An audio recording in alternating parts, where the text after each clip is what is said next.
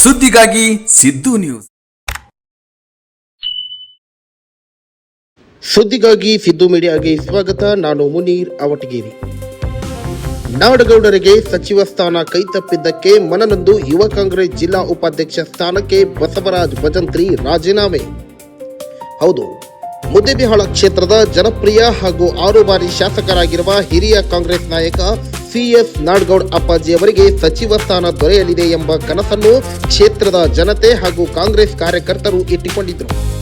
ಕಳೆದ ವಿಧಾನಸಭೆ ಚುನಾವಣೆಯ ಸಂದರ್ಭದಲ್ಲಿಯೂ ಕಾಂಗ್ರೆಸ್ ಹೈಕಮಾಂಡ್ನ ಹಿರಿಯ ನಾಯಕರಾದ ಹಿಂದಿನ ಮುಖ್ಯಮಂತ್ರಿ ಸಿದ್ದರಾಮಯ್ಯ, ಕೆಪಿಸಿಸಿ ಅಧ್ಯಕ್ಷ DK ಶಿವಕುಮಾರ್, ಹಿರಿಯ ನಾಯಕರು ನಾಡಗೌಡ ಅವರಿಗೆ ಸಚಿವ ಸ್ಥಾನ ನೀಡುವ ಕುರಿತು ಭರವಸೆ ನೀಡಿದ್ದರು ಎಂದು ಹೇಳಲಾಗಿದೆ.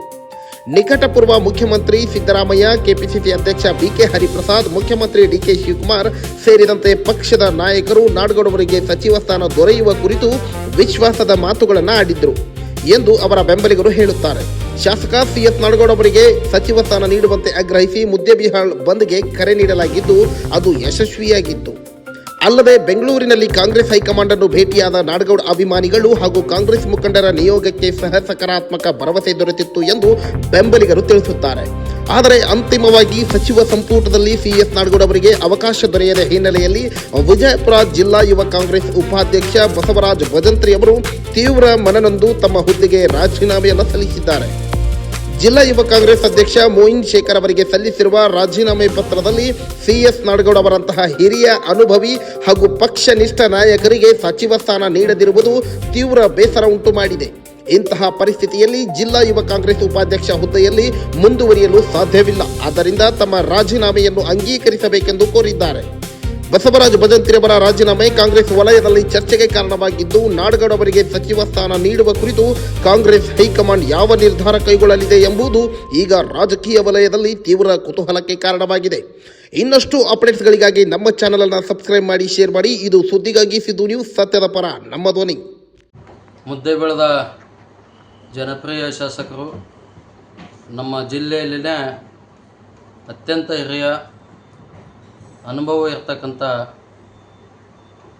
6 ಬಾರಿ ಶಾಸಕರಾಗಿರ್ತಕ್ಕಂಥ ಸನ್ಮಾನ್ಯ ಶ್ರೀ ಅಪ್ಪಾಜಿ ನಾಡಗೌಡ ಸಾಹೇಬರಿಗೆ ಏನು ನಮ್ಮ ಮುದ್ದೇಬಿಹಾಳ ಮತಕ್ಷೇತ್ರ ಜನ ಒಂದು ಕನಸನ್ನು ಇಟ್ಕೊಂಡು ಕುಂತಿತ್ತು. ಕಳೆದ ಬಾರಿನೂ ಚುನಾವಣೆ ಸಂದರ್ಭದಲ್ಲಿ ಹೈಕಮಾಂಡ್ನ ನಾಯಕರಾಗಿರ್ತಕ್ಕಂಥ ಸಿದ್ದರಾಮಯ್ಯ ಸಾಹೇಬರು ಮತ್ತು DK ಶಿವಕುಮಾರ್ ಸಾಹೇಬರ ಹಾದಿಯಾಗಿ ಎಲ್ಲ ನಾಯಕರು ಮತ್ತೊಮ್ಮೆ ಅಪ್ಪಾಜಿ ನಾಡಗೌಡ ಸಾಹೇಬರಿಗೆ ನಾವು ಸಚಿವ ಸ್ಥಾನವನ್ನು ನೀಡ್ತೇವೆ ಅನ್ನುವಂಥ ಮಾತನ್ನು ಮುದ್ದೇಬಿಹಾಳಕ್ಕೆ ಬಂದಂಥ ಸಂದರ್ಭದಲ್ಲಿ ಹೇಳಿ ಹೋಗಿತ್ತು.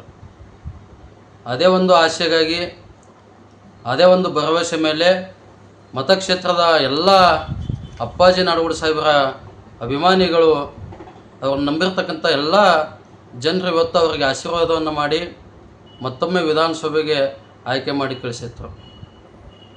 ಮೊನ್ನೆನೂ ಸಹಿತ ಬೃಹತ್ ಪ್ರಮಾಣದಲ್ಲಿ ನಾವು ಪ್ರತಿಭಟನೆಯನ್ನು ಮಾಡಿ ಈ ಬಾರಿ ಅಪ್ಪಾಜಿ ನಾಡಗೌಡ ಸಾಹೇಬರಿಗೆ ಸಚಿವ ಸ್ಥಾನ ಕೊಡಬೇಕಂತೇಳಿ ಹೇಳಿ ಬಹುಮಟ್ಟದ ದೊಡ್ಡ ಹೋರಾಟವನ್ನು ಮಾಡಿರ್ತಕ್ಕಂಥದ್ದು.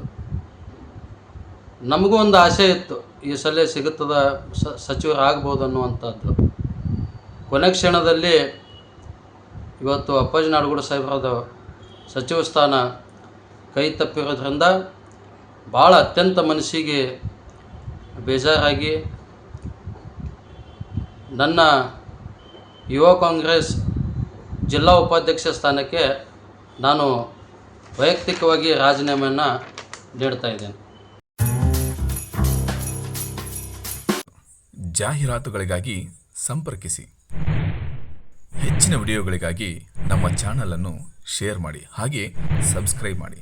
ಯಾಕೆಂದರೆ ನಮ್ಮ ಸುದ್ದಿಗಳು ನಿಮಗೆ ಬೇಗನೆ ತಲುಪುತ್ತವೆ.